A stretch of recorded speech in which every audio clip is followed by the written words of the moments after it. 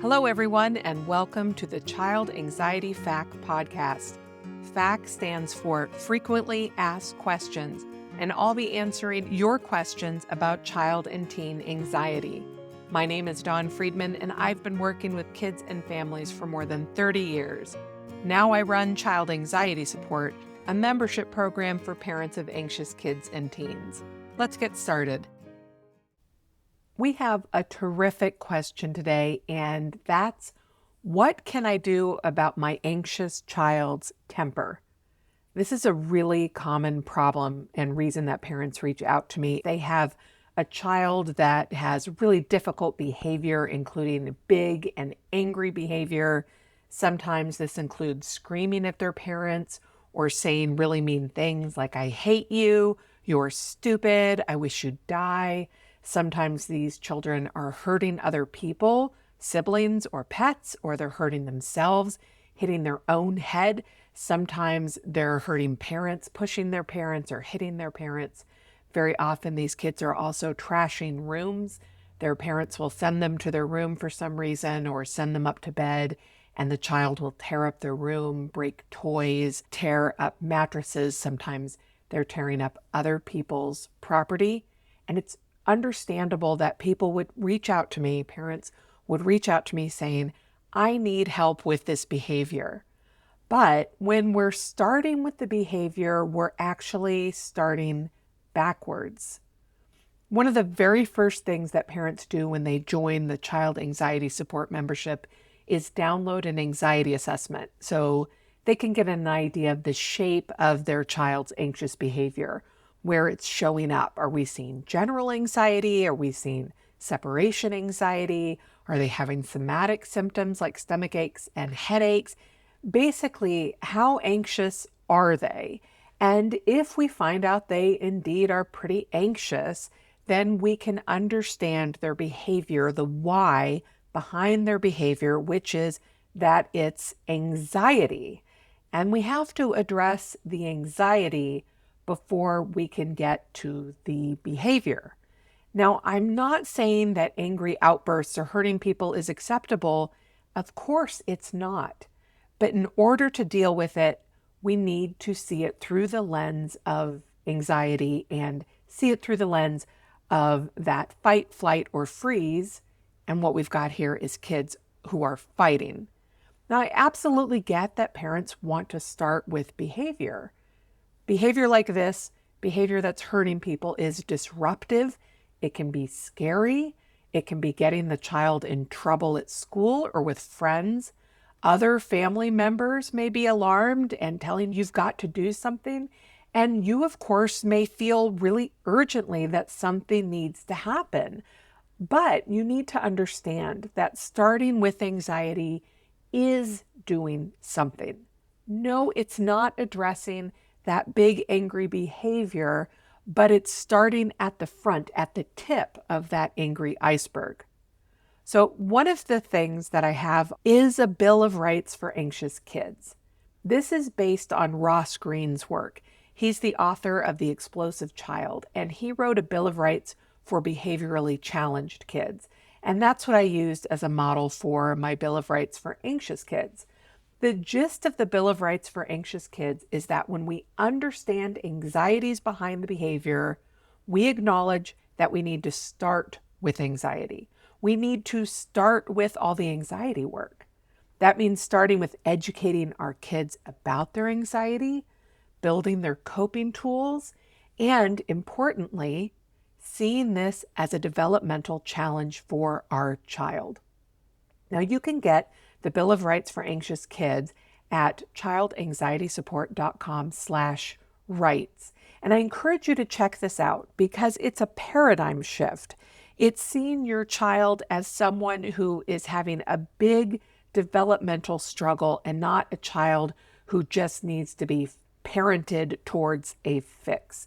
It's a lot more complicated than that. Developmental challenges are not the kind of thing that you just start using a different tone or using a specific behavior modification program and it goes away. No, developmental challenges, like being an anxious child whose anxiety comes out as anger, is a big picture, long range, ongoing pursuit. Now, this does not mean that we give up and let our child's anger run rampant. No, absolutely not. Reasons are not excuses, and being anxious may be a reason, but it does not excuse behavior that hurts people. However, we do need to be realistic. For example, I get lots of calls from parents with kids who are trashing their rooms. So the first step in that is accepting I have a child who trashes their room. That's a fact and something we're going to work on. But while we're working on it, we need to accept that the room is going to get trashed. So we remove things we don't want broken. Ideally, we would do this with our child while they are calm, and we would talk about it without judgment. It wouldn't be a punishment or shaming. We might say something like, I notice that when you're upset, you really struggle. And sometimes that means in your struggle, you are trashing your room.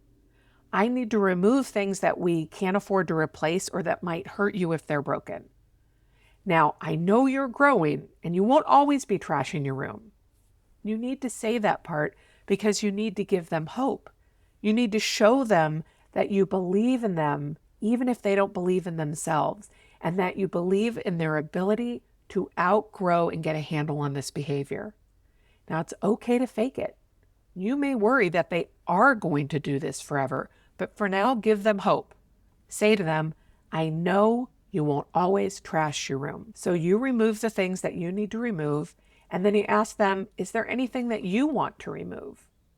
The challenge here is it can feel like giving in. It feels like letting them get away with it. If you just accept this behavior as a reality, does that mean you're condoning it? No. But in reality, it's accepting that controlling one's temper has lots of developmental challenges.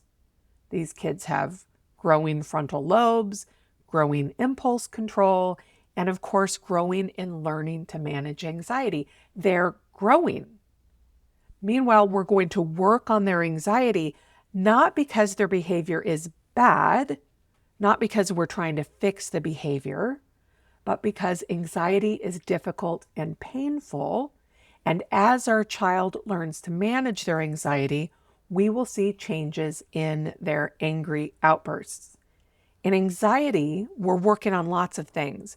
We're working on their coping tools, their ability to handle dysregulation and discomfort. And the big one is their sense of self. And that's why hope is so important.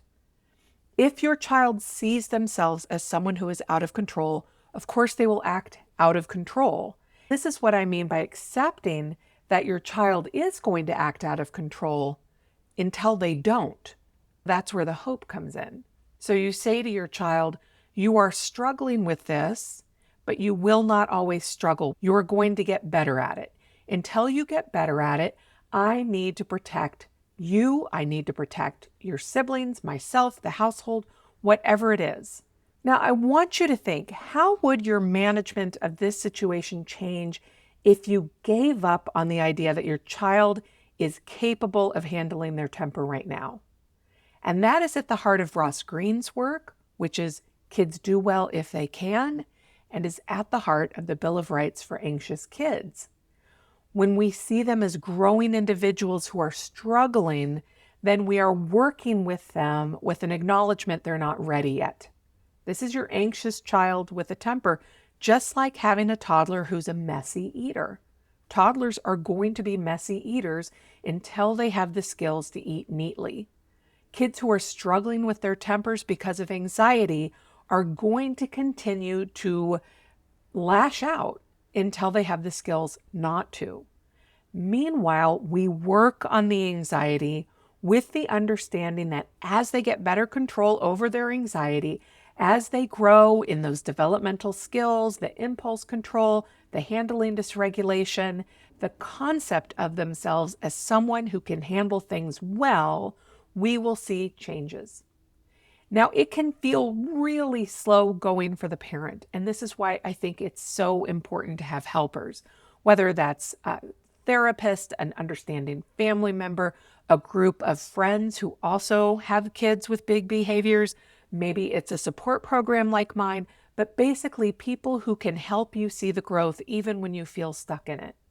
I can remember working with a family who had a child who used to be really destructive, punching holes in walls, and things got better and they got better. And then one day the child slipped, because we're going to slip as we're growing, and punched a hole in the wall again. And the parent said, "Oh my gosh, are we right back at the beginning? Are we starting over?"